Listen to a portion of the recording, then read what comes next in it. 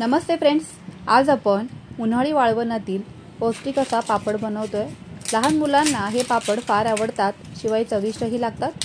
वर्षभर हे पापड आरामशीर टिकतात, कोणत्याही पूर्वतयारीची आवश्यकता लागत नाही। इथे मी पापड तळण्यासाठी करडईचं तेल वापरलेलं आहे, म्हणून तेलाचा इतका धूर निघत आहे। मनात येईल तेव्हा असे हे पापड बनवता येतात, झटपट बनतात, खिशी घेण्याची आवश्यकता नाही, कोणालाही जमतील इतके सोपे आहेत।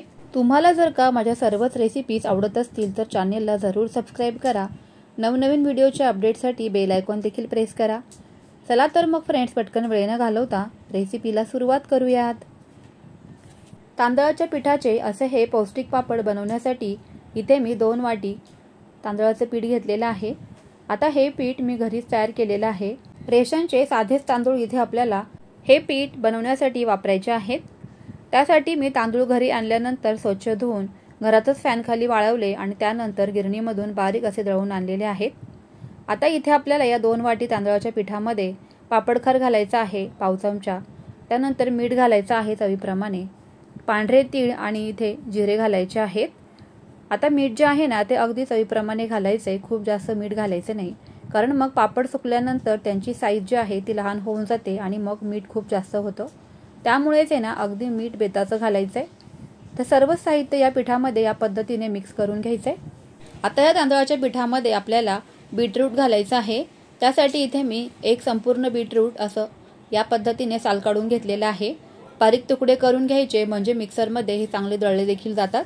आजचे हे पापड आपण बीटरूट पासून बनवणार आहोत, त्यामुळे हे पापड पौष्टिक तर बनणारच आहेत, शिवाय चवीलाही अप्रतिम लागतात।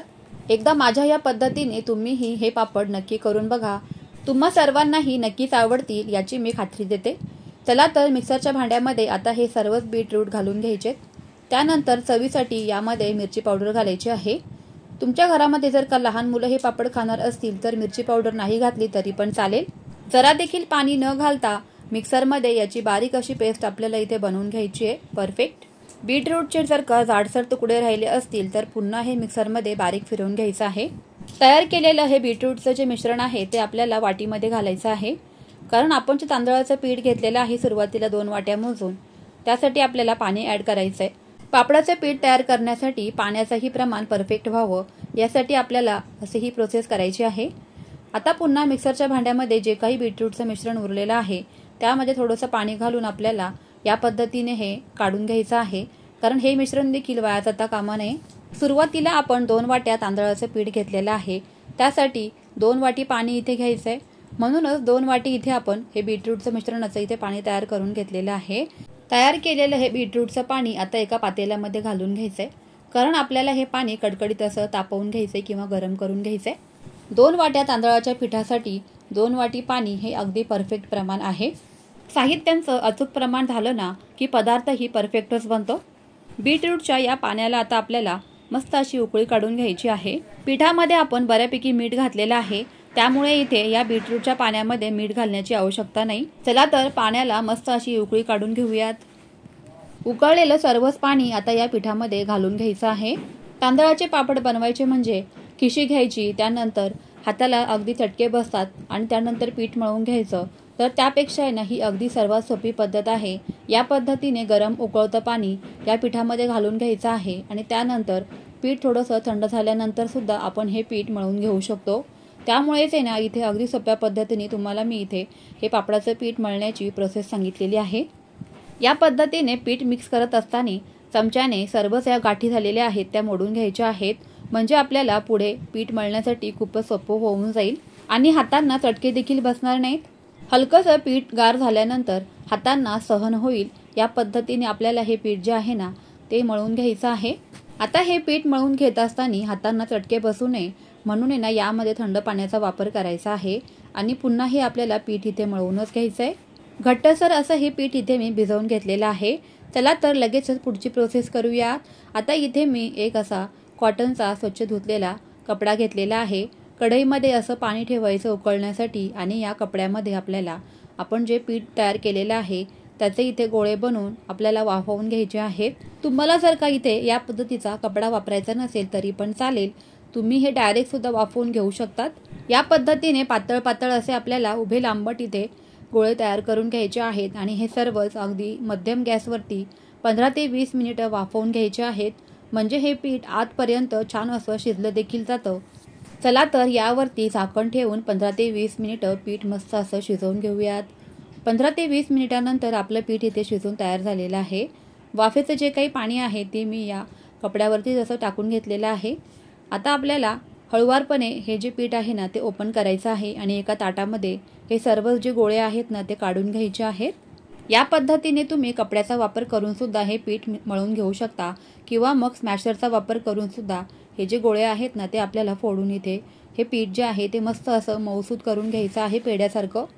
तांदळाचे पापड करण्यासाठी ना सर्वात महत्त्वाची प्रोसेस म्हणजे हे पीठ जे आहे ते अगदी परफेक्ट तयार होणं गरजेचं आहे। त्यामुळेच आपल्याला इथे हे पीठ मळून घेण्यासाठी थोडीशी मेहनत घ्यायची आहे। आपल्याला कंटिन्युअसली हे पीठ जे आहे ते अगदी मऊ करून घ्यायचं आहे। लागलं तर पाणी वापरायचं आहे, थंड पाणी, आणि अतिशय मऊ पद्धतीने आपल्याला हे पीठ इथे मळून घ्यायचं आहे।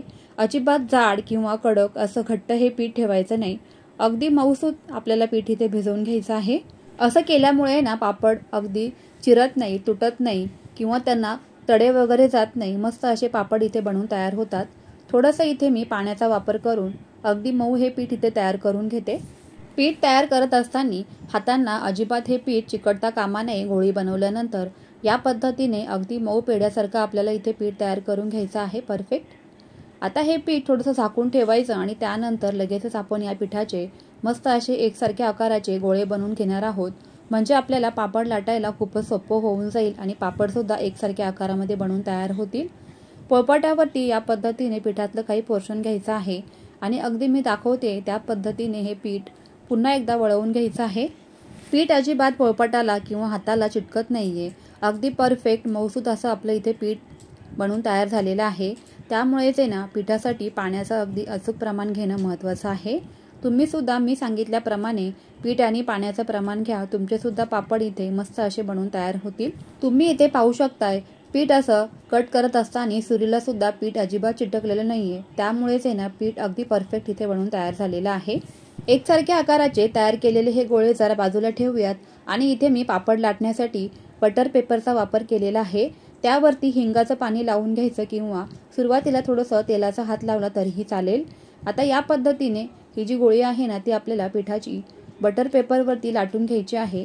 तुमच्याकडे जर का प्लास्टिकचा एखादा कागद असेल जाड तर त्यावरती सुद्धा तुम्ही हे पापड लाटून घेऊ शकता किंवा मग पीठ थोडंसं जर का पातळ झालं असेल तर तुम्ही एखाद्या जाड पोळपाटाचा त्यावरती प्रेस करून सुद्धा हे पापड तयार करून घेऊ शकतात। तुमच्याकडे जर का पापड तयार करण्याचं मशीन असेल, पुरी यंत्र वगैरे, तर अगदी बेस्टच आहे। एकसारख्या आकारामध्ये इथे मी सर्वच बाजूंनी हा पापड जो आहे तो लाटून घेते। कुठेच जाड वगैरे ठेवायचा नाही, सर्व बाजूंनी एकसारखा तयार करून घ्यायचा आहे। खूप जास्त पातळही तयार करू नका, थोडासा जाडसरच ठेवायचा, कारण वाळल्यानंतर सुद्धा या पापडांना मग चिरा जाऊ शकतात पातळ केल्यामुळे, म्हणूनच हा पापड जो आहे ना थोडासा जाडसरच ठेवायचा आहे। इथे मी एकसारख्या आकाराचे इथे अगोदर पापड तयार करून घेते, नंतर मग एखाद्या साडीवरती किंवा एखाद्या स्कार्फवरती हे पापड घरातच वाळवणार आहे। लगेचच कडक उन्हामध्ये घालायचे नाही, कारण या पापडांना खूप जास्त उन्हाचीही आवश्यकता लागत नाही, घरामध्येच फॅन खाली वाळवले तरी पण चालतात। मस्त असे अगदी झटपट सर्वच पापड मी इथे तयार करूनच घेते। चला तर मस्त असे अगदी न फाटता न तुटता सर्वच पापड इथे बनवून तयार झालेले आहेत। 2 वाटी पिठामध्ये इथे बरोबर माझे 45 पापड बनवून तयार झालेले आहेत। 1 ते 2 तास इथे तुम्ही कडकडीत उन्हामध्ये हे पापड दुसऱ्या दिवशी वाळवून घ्यायचे आहेत। त्यामुळेच काय होतं ना वर्षभर हे पापड आरामशीर टिकतात, अजिबात खराब वगैरे होत नाहीत। तुम्ही बघू शकताय पापडांना रंग तर पहा काय मस्त असं आलेला आहे बीटरूटमुळे। तुम्ही सुद्धा या पद्धतीने मस्त असे हे बीटरूटचे पौष्टिक पापड आता बनवू शकतात। पापड तर मस्त असे सुकवून तयार झाले, चला तर लगेच तळून देखील बघूयात। आता इथे मी तळणीसाठी करडईचं तेल वापरलेलं आहे, त्यामुळेच ना या तेलाचा भरपूर असा धूर निघत आहे। पापड तळण्यासाठी कडकडीत तेल गरम करून घ्यायचं, म्हणजे पापड लगेच तळला देखील जातो, नाहीतर मग तो तेलकट सुद्धा होऊ शकतो। म्हणूनच पापड तळण्यासाठी तेल इथे कडकडीत तापवून घ्यायचं आहे आणि फास्ट गॅसवर आपल्याला इथे पापड हे तळून घ्यायचे आहेत। पापड तर पहा काय मस्त असा दुप्पट तिप्पट फुललेला आहे। लहान मुलं ज्या वेळेला आहे ना चिप्स किंवा बाहेरचे कुरकुरे वेफर्स खाण्याचा हट्ट करतात ना, त्यावेळेला तुम्ही या पद्धतीने मुलांना पापड हे तळून देऊ शकता। अतिशय पौष्टिक देखील बनतात, शिवाय वर्षभर हे पापड आरामशीर टिकतात, अजिबात खराब वगैरे होत नाहीत। पापड अजिबात तळल्यानंतर तेलकट होत नाहीत। पापडाची तुम्ही साईज इथे बघू शकताय, अगदी दुप्पट तिप्पट इथे आपला पापड इथे फुललेला आहे मस्तच. बीटरूटचे हे तांदळाचे पापड तुम्हाला जर का आवडले असेल तर तुमच्या फ्रेंड्स आणि फॅमिलीसोबत जास्तीत जास्त रेसिपी शेअर नक्की करा. चला तर मग फ्रेंड्स, पुन्हा भेटूयात अशाच छान छान आणि सोप्या रेसिपीसोबत. तोपर्यंत always keep smiling and keep cooking.